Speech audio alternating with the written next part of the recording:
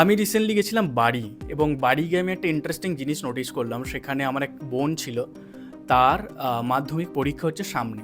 তো আমাকে বললো যে একটুখানি মানে গাইড করতে, একটু পড়াতে।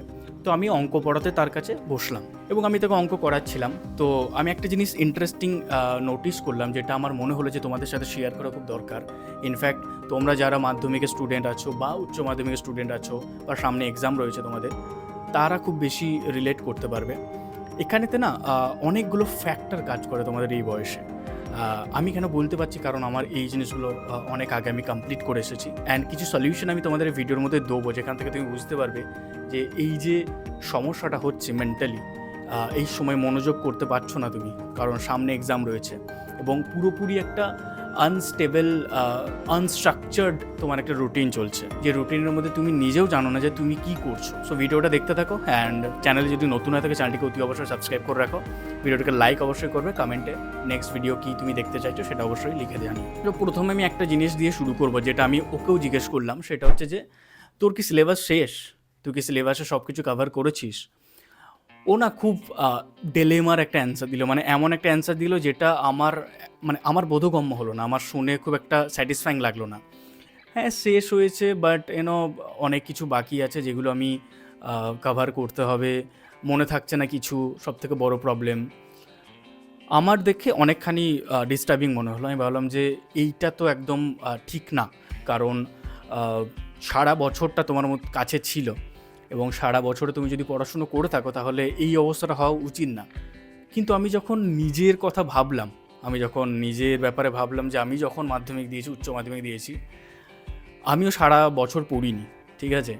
আমারও এরকমই অবস্থা ছিল, এবং যারা সারা বছর পড়েছে, আমার যারা আমার ফ্রেন্ড সার্কেলে ছিল, যারা সেখানে টপ করেছিল মাধ্যমিকে বা উচ্চ মাধ্যমিকে, তাদেরও আমি যখন জিজ্ঞেস করি, তাদেরও সেম প্রবলেম হয় যে তারা সারা বছর পড়লে পরীক্ষার টাইমে এসে কিন্তু রিভিশনের টাইমটা ভালো করে ইউটিলাইজ করতে পারি না। সে সময় আমাদের মধ্যে এত বেশি অ্যাংজাইটি হতে থাকে, এত বেশি আমরা ভয় পাই যে কেমন হবে পরীক্ষা, আমরা পাস করতে পারবো কি না, যদি পরীক্ষা কোয়েশ্চেন পেপার কঠিন হয়ে যায় কি করব তখন। এই সময়তে তোমাদের যে কাজগুলো করা খুব বেশি দরকার, যেটা আমি ওকেও সাজেশন দিলাম এবং তোমাদের সাথে আমি শেয়ার করছি, সেটা হলো যে এখন পড়াশুনোটা তুমি যতটা করছো করো, বাট তোমার মাইন্ডকে ট্রেন করা খুব বেশি দরকার। দেখো, আমি একটা গল্প বলি তোমাদের। সেটা হলো, একবার একটা জঙ্গলেতে, ঠিক আছে, একটা কাঠুরে যায় কাঠ কাটতে। এখানে গিয়ে সে দেখে যে একজন অলরেডি সেখানে কাঠ কাটছে এবং সে সারা দিন ধরে কাঠ কাটে। ওকে, সারাদিন কাঠ কেটে সে নিয়ে আসে এবং তার ফ্যামিলিকে সে সেখানে কাঠ চালাই করে তাদের রান্না বান্না হয়, বা কিছু কাঠ তারা বিক্রি করে এবং সেইভাবেই তাদের জীবিকা নির্বাহন হয়। আরেকজন যে কাঠুরে থাকে, সে পার্ট টাইম কাঠুরে, সে ফুল টাইম কাঠ কাটে না। সে কী করে, তার বাড়িতে চাষবাস করে, সে সে তার ফ্যামিলিকে সময় দেয়। তার কাছে কিছু গরু আছে, সেই গরুগুলোকে সে সেবা করে, গরুর জন্য ঘাস কেটে আনে, গরুর দুধ দোয়ায়, গরুকে চান করাতে নিয়ে যায়। তো অনেক কিছু সে সারাদিনে কাজ করে এবং একটা সময় সে যায়, সেটা 1-1.5 ঘন্টার জন্য সে কাঠ কাটতে যায় এবং তার থেকেও বেশি কাঠ সে কেটে নিয়ে আসে। যে মানুষরা সারা দিন ধরে কাঠ কাটে, তার থেকে অনেক বেশি কাঠ কেটে সে নিয়ে আসে। এরকম কিছুদিন হতে থাকে। তো হঠাৎ করেই যে প্রথম মানুষটা ছিল যে সারাদিন ধরে কাঠ কাটতো, সে জিজ্ঞেস করে যে কী এমন তুমি করছো যেটার জন্য আমার থেকেও বেশি তুমি কাঠ কেটে নিয়ে আসছো।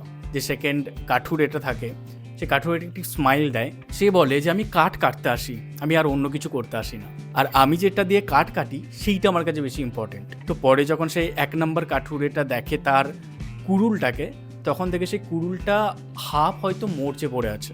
সেই কুড়ুলটার মধ্যে একদমই ধারালো ব্যাপারটা নেই, যে সে যদি সারাদিন ধরেও একটা গাছকে কাটতে থাকে সেটাও হয়তো হবে না, কারণ তার কুড়ুলটা এতটাই অমসৃণ হয়ে আছে, এতটাই জং ধরে আছে। তো মোরাল অফ দ্য স্টোরি এটাই বেরালো যে তুমি যতক্ষণ পড়াশুনো করছো তার মধ্যে তোমার মাইন্ডটাকে বেশি ট্রেন করো। কারণ সেই কাঠুরেটা কী করতো, সে হাফ সময় কাঠ কাটতো আর বাকি সময় বাড়ি থেকে সেই কুড়ুলটাকে ধার করতো, কারণ সে জানে যে আমি কাঠ কাটি কী দিয়ে, কুড়ুল দিয়ে, আর সেই কুড়ুলটাকে ধার করা খুব বেশি ইম্পর্টেন্ট। যদি কুড়ুলটা ধার থাকে তাহলে আমার কাঠ কাটতে সুবিধা হবে এবং খুব কম সময় লাগবে। সেরকমভাবেই তুমি যত ঘন্টা পড়াশোনা করছো তার থেকে বেশি ইম্পর্টেন্ট হবে একটু নিজের মাইন্ডকে ফ্রেশ করো, একটু নিজের মাইন্ডের উপর কাজ করো, একটু মেডিটেশন করো, একটু ডিপ ব্রিদিং করো, একটু মাইন্ডকে রিল্যাক্স করো, একটু মোটিভেশনাল ভিডিও দেখো। কারণ তুমি নিজে যদি কনফিডেন্ট থাকো তাহলে তুমি অটোমেটিক্যালি তুমি ভালো পারফর্ম করবে, তুমি সব কিছু ভালো করে মনে রাখবে। একটা জিনিস নোটিস করবে, এমন কিছু ছেলে থাকে যারা সারা বছর পড়াশুনো করে না, ঠিক আছে, কিন্তু পরীক্ষার কিছুদিন আগে তারা এমন পড়াশুনো করে যে পরীক্ষার্থীর যে সারা বছর পড়াশুনো করেছে তার থেকেও বেশি রেজাল্ট করে নেয়।